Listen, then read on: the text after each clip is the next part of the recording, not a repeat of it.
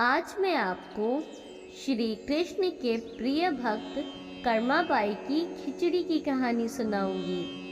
कर्माबाई बचपन से ही अपने पिता जीवन राम को कृष्ण भगवान की पूजा करते हुए देखती थी। वह यह भी देखती थी कि उनके पिता भगवान को बिना भोग लगाए भोजन ग्रहण नहीं करते थे।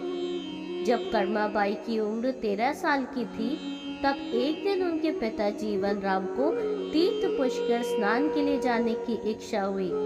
साथ में उनकी माता को भी यही इच्छा हुई। जीवन राम अपनी बेटी को भी ले जाना चाहते थे, लेकिन दुविधा की बात यह थी कि अगर सब घर से चले जाएंगे तो श्री कृष्ण भगवान को भोग कौन लगाएगा। तब जीवन राम ने इस नित्य कर्म की जिम्मेदारी कर्माबाई को सौंपी और कहा कि देखो बेटी कर्मा, सुबह भगवान कृष्ण को भोग लगाने के पश्चात ही तुम भोजन ग्रहण करना। कर्मा ने भी अपने पिता की हाँ में हामी भर दी। अगले दिन सुबह कर्माबाई ने उठकर सबसे पहले गुड़ और घी डाल के बाजरे की खिचड़ी बनाया और भगवान कृष्ण की मूर्ति के सामने रख दिया और बोली, भगवान, मैंने आपका भोजन रख दिया है, जब आपको भूख लगे तब आप खा लीजिएगा, तब तक मैं घर के काम पूरे कर लेती हूँ।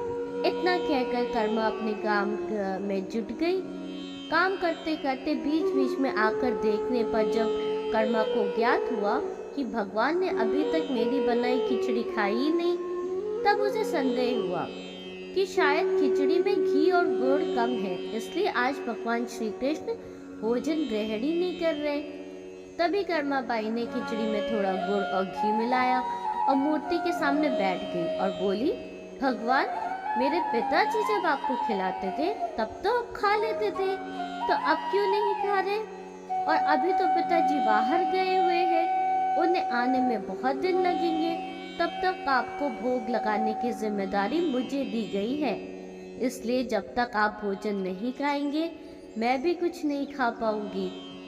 इस तरह की जिद पर अड़ी नंदी कर्मा की प्यारी बातों से कृष्ण भगवान का सिंहासन डोल गया और वो फिर मूर्ति में से आवाज आई, बेटी कर्मा, तुमने पर्दा तो किया ही नहीं, तो मैं भोजन कैसे ग्रहण करूं? तब कर्माबाई ने मूर्ति के आगे अपनी चुनरी का पर्दा किया और कुछ ही समय में कृष्ण मूर्ति के सामने रखी खिचड़ी की थाली खाली कर दी। अब कर्मा रोज सुबह सबसे पहले कृष्ण को बाजरे की खिचड़ी खिलाती और बाद में खुद भोजन ग्रहण करती। कुछ दिनों बाद घर लौटने पर कर्मा के माँ बाप भी कृष्ण की लीला देखकर दंग रह गए। इस तरह कर्माबाई ईश्वर कृष्ण की असीम भक्त बन गई। अपने जीवन के अंतिम दिनों में कर्माबाई भगवान जगन्नाथ की नगरी जगन्नाथपुरी में एक कुटिया में बस गई थी। वहां पर एक दिन कर्माबाई की कुटिया के सामने एक तेजस्वी कांति वाला बालक आया और उसने कर्माबाई से कहा, मुझे भूख लगी है माँ, खाना दे दो।